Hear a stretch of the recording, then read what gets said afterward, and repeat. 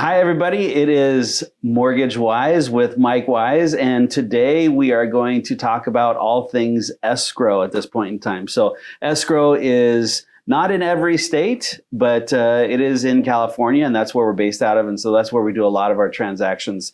And today we have Lisa Figgins from Fidelity National Title, and she is a senior escrow officer there. She's been in this business for about 26 years now, and so she has a lot of experience and understanding and has dealt with a lot of different transactions over that period of time. So thank you for being here today. Thanks for having me. Yeah, this will be fun. So fun times with escrow, right? And mortgage. But anyways, so tell me from a 10,000 foot level, what is the role of escrow?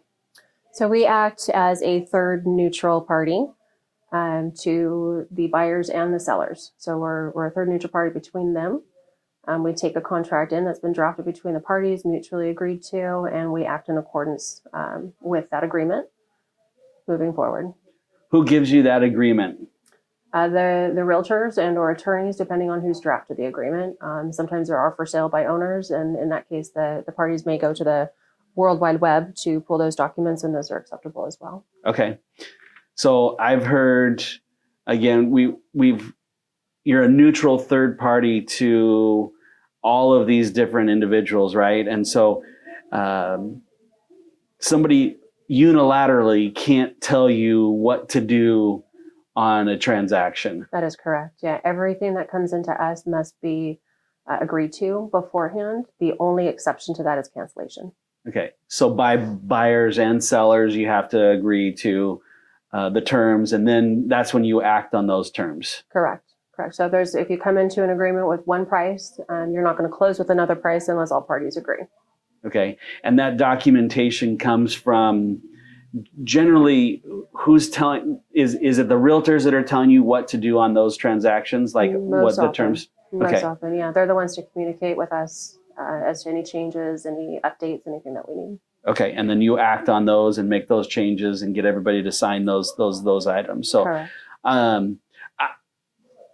I've heard that escrow is the hub of a wheel, and you are kind of like the main person of the transaction that communicates with everybody in the transaction. So what we just talked about, the listing agent, the selling agent, the buyers, the sellers, the lender, home warranty, title companies, all of those people are on this whole transaction. Correct. And you're kind of the communication portal of that whole transaction. That's the key. That's the key. Mm-hmm. All right. So as an escrow officer, let's talk about some of the things throughout the transaction that happen. So first of all, when you go into escrow, that means that a buyer and a seller have agreed mm-hmm. on a transaction at that point in time, and the buyer needs to come in with what we call an earnest money deposit, right? So talk to me about an earnest money deposit. What does that mean? Are there other names for it? Why is it important? It's your good faith deposit. It's what you're putting forth as your good faith, your earnest money, referred to as initial deposit, earnest money deposit, good faith deposit. It could apply to terms should the transaction cancel as well. So those are all different forms, and there's most often in California, the way to get those funds into escrow is by wire transfer. Fidelity has a portal that is set up for our customers to allow for either an electronic transfer, which is just a deposit check if you're allowed to do that, or with the wire. Before you can actually do the wire, though, you have to sit through a 60-second video on wire fraud so that we can make sure that the customer's money is protected. Yeah, so that's super important. So let's go even deeper into earnest money or good faith deposit, right? And so as a buyer, you don't why would I give any money to escrow as a earnest money deposit or as good faith deposit? You have to. So let me ask you this way. I would say the seller is more concerned about the buyer coming in with an earnest money deposit. 100%. Right? And 100%. so that earnest money or good faith is telling the buyer, telling the seller that, yes, I'm interested in buying your property. And because I'm interested in buying your property, I'm going to give you a deposit of 3% of the purchase price. Correct. And that's good faith, that you're going to move forward and purchase this property in good faith. And if you are malicious and that turns out not to be the case and good faith was not, you were in jeopardy of losing your deposit. So why would I lose my deposit? You woke up one morning right before closing and decided that you did not want to buy that property because you did not like the color of the kitchen. You can't do that. Right. Is there any reason why I can get out of that? Like, as a buyer and writing a check for $15,000 or $20,000, that's a big deal to me, right? And so I don't want to lose that money if I don't want to buy the property. So are there kind of rules, restrictions, or things that would allow me to get out of getting my money back? Absolutely, 100%. So the money comes in and it sits with us. The idea is that we close with that money and apply it towards the purchase price of the home. If there's a discrepancy in any way, everybody has to come in with a mutual instruction. So especially during the last couple of years when things have been so crazy with COVID, we've had people cancel because of COVID-related matters, even past contingency removals. In that case, sometimes they're not necessarily allowed their deposit back contractually, but the sellers have agreed. So it's really what the buyers and sellers agree to. So at the end of the day, we're either closing the transaction, we're applying the money towards the purchase price, or we're canceling and we're going to release those funds based upon what the parties have signed or directed by the courts. So again, you're the neutral third party in this whole thing, and you can't just give the money back to the buyer. No. Just unilaterally. Hey, give me my money back. I want my money back. Yeah. I'm sorry, no. Yeah. So everybody has to agree to it. You have to have it in writing, and then at that point in time, the money can go back to the buyer. Right. Usually, there's there's 3 different inspection periods or contingency periods that as a buyer you're having to deal with, and that's the inspection contingency. That's actually going to look at the property with an inspector to inspect the property, make sure there's nothing wrong with it, electrical, plumbing, roof, all those things that they're going to look at. So that's one contingency. The second contingency would be the loan contingencies. And so that's me as the lender telling you that, yes, I can give you a loan and you're approved and you're ready to go. And then the final one is inspection, loan, appraisal contingency. Sorry. So the final one is the appraisal contingency. And the appraisal contingency is basically the appraisal coming in at the value that you're buying that house at. So those 3 things are kind of a tipping point with the earnest money or good faith deposit by the buyer. And so once you remove those contingencies, then your earnest money deposit is at risk. So as a buyer, that is a really important time. Absolutely. In the transaction. Absolutely. Have you seen buyers lose their money as a result of removing those contingencies and not performing on the transaction and losing their earnest money deposit? We have. Is it often? No, we don't have. Usually cancellation can go through pretty smooth because everybody is in good faith. Everybody's intentions were very well. It's those times when the intentions weren't what people thought.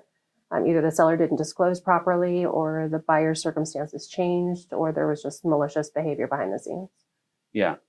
So it doesn't happen very often, but that is a point in time where the seller can actually take your earnest money deposit and you would lose that money. But as a lender, we protect you, and your real estate agent will help you protect your money as well. And so, as Lisa said, it doesn't happen very often. But it is something out there that is a very important thing because nobody wants to lose Nobody wants $20,000 to lose. $30,000. And again, we would never, if the seller came in and demanded funds, we would never release them based upon their demands. We don't determine what's right or wrong. That's not our authority. We are, again, third neutral parties. So we will take a look at it, and somebody will say, I'm due this money. It's absolutely mine. You have to release it. And that's just not the case. It, again, will sit with us until those instructions are mutually agreed to by the parties and or the judges signed off on it. I've had an escrow deposit held by escrow for, I think it was like 3 or 4 years until they got everything squared away. So it took a long time to work that one out. So yeah, we have one of those right now. We actually released a lot of the money to the seller, and the buyer couldn't perform, and now they're in dispute. Yeah, and the dispute, you don't have to really deal with the dispute at that point in time. That's just between the buyer and the seller at that point in time. Right. We don't get involved with, who's right, who's wrong. Again, we're just the neutral third party. Right. Okay. So in that whole situation we talked about of the earnest money deposit, and this also is the closing funds. So when you have to bring in your down payment and closing costs and all that stuff, you have to wire your money in or bring in a cashier's check. And you talk about wire fraud. Correct. So wire fraud is 100% real. It's out there. People are taking people's money. It happens all the time. So we're very, very cautious about that. Again, communication, verbal communication with your escrow officer is going to be key in making sure that doesn't happen. Yeah. We also take cashier's checks that are local. So those are acceptable as well with closing, but most often a wire transfer is what's going to be needed for that event. Yeah. And I think in your 60-second video that you talked about that they go through before they wire their funds, that they talk about emails, spoofing. And so people come in and actually spoof you as the buyer as, oh, you need to wire your money to this account. And it's a different wiring instructions than escrow. And so the money actually goes to the thief in this particular transaction rather than going to escrow. And so those are the things that you want to make sure that you talk through with your escrow officer, that they have the correct wire instructions. Yeah, we try to just send them the one time so that if you do get them in your emails again, you know that they're fraudulent. So at the end of the day, the transaction, my earnest money deposited is in, the lender's approved my loan. I send, as the lender, loan documents to you for the borrower to sign. Those loan documents are disclosures. It's a note that's a repayment of the loan to us. There's a deed of trust that gets recorded. There's a whole bunch of different things. And there's a notary that walks you through all of those documents. I guess I just described it, but what is the role of the notary and in the transaction? So the notary in a real estate transaction is going to be not only your notary identifying you as the signer, but to go through and explain those documents to you. The notaries obviously can't determine, your actual details as far as your interest rate and so forth, but they are capable of going through the documents, explaining what each document is, what it means to them, so that they can proceed, feel comfortable with the signing. And so, and then that notary will come to you, to your house. They will literally meet you anywhere that you want. We've got, people that work 12-hour shifts as nurses. We have a, community that's near to LA. So we're hustling and bustling. And we've had people sign as late as 9, 10 o'clock at night and as early as 4 or 5 o'clock in the morning. Yeah. Meet you wherever you want to sign those final loan documents.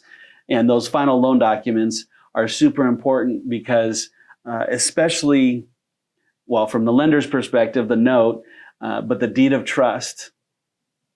We haven't gone over the preliminary title report yet, but the deed of trust is a recorded document. So that, what do I mean by recorded document and why is that important? So your mortgage, it's also called a mortgage. In some states, in California, we call it a deed of trust. That is your security instrument. That's what secures your lien on the property, ideally in first position, which is where you want to be. That way, if anything does happen, you need to go and foreclose. You are in first position, and you can go ahead and do that. So, who do you record this mortgage or deed of trust with? the county recorder's office, the county in which the property is located. Okay. And the county is, like you said, it's the public record. So it shows all of the liens or whatever is recorded on that property. Correct. Yes. Let's back up a little bit further. So we went a little too far ahead, right? And so at the beginning of the transaction, we didn't talk about the preliminary title report, but that ties into what we just talked about. So the preliminary title report, what is it and what does it show? Why is it important to the buyer? So the prelim is a report card, if you will, of the items that we've located that are on the property. So it can be several things. All taxes. So taxes are the number one lien on a property over and above a mortgage. The taxes will always show first, and that's property taxes that I'm referring to. So property taxes will always be on there. Anybody that has any right to use your land, that's all going to be on there. You've got easements, things of that nature. Any restrictions that you have for the property. You've got CC&Rs, conveyance conditions and restrictions that are recorded. Those could mean various things from you can only have so many pets in the property to they're age very restrictions. Age restrictions. They're very detailed, very long.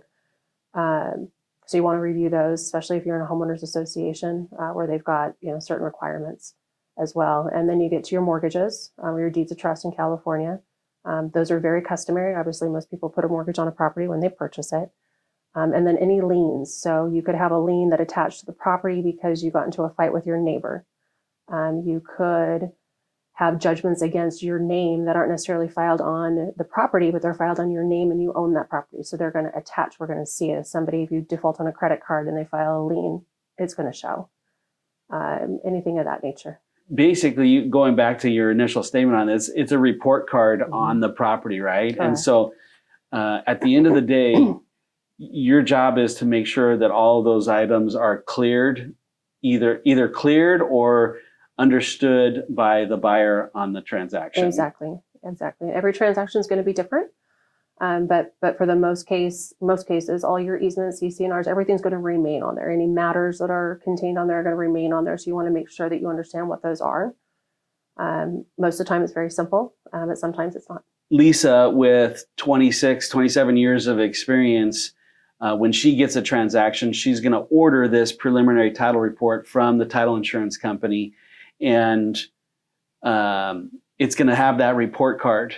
And she's already going to be working on clearing the items that need to be cleared. And yet from a lender's perspective, we have processors and underwriters that are basically going to tell Lisa, hey, we need to remove items number 1, 3, 5, and 7 on the preliminary title report so that we have a clear title at closing. And so that's kind of the process that we go through for this transaction.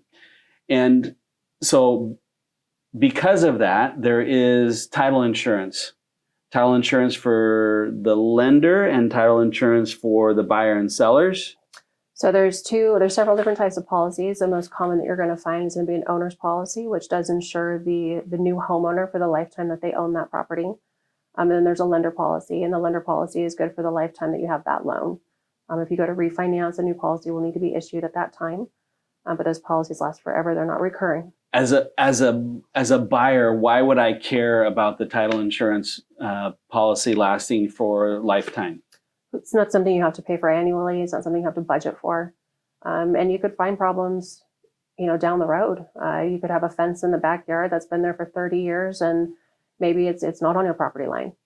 And maybe you just found it because you're wanting to put in a pool. So that policy, again, is good with you for the lifetime. If you find any sort of defaults that may be title related, you would go back to your title company for coverage. So let's go back to your example. I want to put in a pool in my backyard, and I go to put in the pool in the backyard, and the guy that's doing the construction on the pool says, there's a property line issue at that point in time. Is that what the insurance would cover at that point in time? It very well could. Depending on how the report was issued. Another thing, let's say they go to build it and we didn't show an easement. And right in the middle of that pool, Edison needed to get in to check utility lines for some reason. You would have a problem, and you would have a claim against us because we didn't tell you that this person had an easement to use that section of your land. Talk about easements for a second. What are easements? Easements are anytime somebody else has permission to use your land. So it may be a driveway. Utilities is very common. We see that on almost every report. But it could be, again, driveways. It could be, gosh, a neighbor needed to, you have access for any certain reason, anything that's encumbered. We had a property not too long ago that was landlocked, and they had to go to the neighbor before they could proceed with closing to get an easement so that they could use their driveway. So landlocked, meaning your property is in the middle of a whole bunch of all different properties, Yes. right? And I can't get to this property Unless you have a helicopter. unless you have a helicopter, right? And so then at this point in time, you need to get an easement to use this person's land to be able to get to that property. Correct. Okay. All right. Let's talk through vesting real quick here. Vesting, why is it important? And then maybe go into trusts and why that might be a better or different option. Sure. So vesting is how you want to hold title. In California, being a community property state, we're going to have different options for you. So we need to know marital status of all of our customers, because they will either go on, if they're single, they will either go on as single, meaning never been married, unmarried, meaning they've been divorced, a married person, in which case the spouse would need to sign off because, again, we're in a community property state, or you roll into other different types of vesting if there's multiple people, such as joint tenants, community property with right of survivorship. Both those are just for married couples, not available for just individuals or people that are not married. And then you can move into your entities. You can move into your entities. You can move into your trusts. You can move into your LLCs, your corporations, your partnerships, depending on what your needs are. On the residential side, we really just see individuals and trusts. On the commercial side, if you're purchasing commercial real estate, we will see primarily the partnerships and the corporations and LLCs. Okay. So as a borrower buying a single family residence, most of the time, well, let's not say most of the time, you see a lot of joint tenancy, tenants in common, and then probably trusts are the other. On the residential, very common. Yeah. And what's the reason for let's go through probate. So why would we go into probate? If you own a property by yourself and you're on title just as a single unmarried, married person, whatever it may be, and you pass away, there's no directive there, even if you have a will set up. So your heirs would have to go through probate at that time. So definition of probate is? A court signing over the property to whoever is authorized to sell it, and then the terms based upon that, who's to get the proceeds and so forth. And so if you're not in a trust. A trust does allow you the opportunity not to have to go through probate. Any entity does. Any corporation, anything like that has the ability not to go through probate should people pass. Because there's a directive at that point in time on what to do with the property. Correct. If something were to happen. So if you were to die or whatever, or then the county knows what to do with the property at that point in time, or you can be directed by the trustee of the trust to kind of handle that particular transaction. Your wishes were already all laid out and clearly defined, and then the person that you selected to act on your behalf in your absence is going to follow through with those terms. And we as a title and escrow company make sure that we follow the terms of that agreement as well. Perfect. Is there anything else that we need to talk about on the escrow side? There's so much. There's so much fun stuff. So much fun stuff. Covering the cancellation, should anything happen, that being the third neutral party and the funds just sitting with us, that's super important to know because people get very concerned. Either the seller concerned that they feel that that money is due them, or you have the buyers that think, no, this money is due me, and there may be disputes. And it's just really important to know that as the third neutral party, we don't make those determinations at all. We're on everybody's side, and we will hold those funds until the parties come to an agreement. Yeah. All right. So again, we're going back to Lisa Figgins, Fidelity National Title, 26 years of experience. She is in the whole transaction of when you're buying a house. She is the hub. She's the center. Escrow is the center of that wheel. And it's she's the communication portal. She's the neutral third party that takes care of your money during this transaction. And she makes sure that the money goes to the right places, back to you if it's supposed to go back to you, or towards the closing when the closing funds come in. And she is somebody that you can trust, or your escrow officer is somebody that you can trust because they are that neutral third party. So thanks again, Lisa, for coming. Really appreciate it. Thank you. All right.